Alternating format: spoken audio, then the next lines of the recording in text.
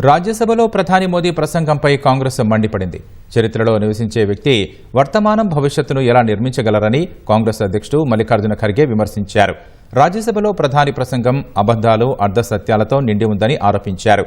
BJP నేతృత్వంలోని కేంద్ర ప్రభుత్వం చేతుల్లో దేశ భవిష్యత్తు అంధకారమని ఎక్స్లో ఖర్గే పోస్టు చేశారు.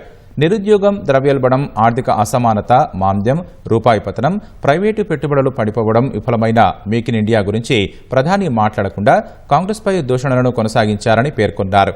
వెనుకబడిన తరగతులకు రిజర్వేషన్లు ఇవ్వడానికి, భూస్వామ్యాన్ని రద్దు చేయడానికి రాజ్యాంగానికి మొదట సవరణను కాంగ్రెస్ చేసిందని ఖర్గే గుర్తు చేశారు.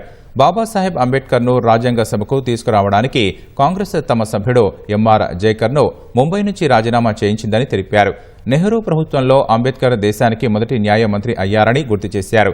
ఇందిరాగాంధీ గరీబీ హఠావో కార్యక్రమం పేదరికాన్ని తగ్గించిందని ఖర్గే చెప్పారు. యూపీఏ ప్రభుత్వం 27 కోట్ల మందిని దారిద్ర్య రేఖ నుంచి బయటకు తీసుకువచ్చిందన్నారు. ప్రస్తుతం ద్రవ్యోల్బణం కారణంగా ప్రజలు పొదుపు చేసుకోలేకపోతున్నారని, రూపాయి అత్యంత బలహీన స్థాయిలో ఉందని ఖర్గే ఆరోపించారు. కాంగ్రెస్ పార్టీ ఓట్లు పొందడానికి బుజ్జగింపు రాజకీయాలకు పాల్పడుతోందని రాజ్యసభ ప్రసంగంలో ప్రధాని మోదీ ఆరోపించారు. కాంగ్రెస్ ప్రాధాన్యత ఫ్యామిలీ ఫస్ట్ అని విమర్శించారు.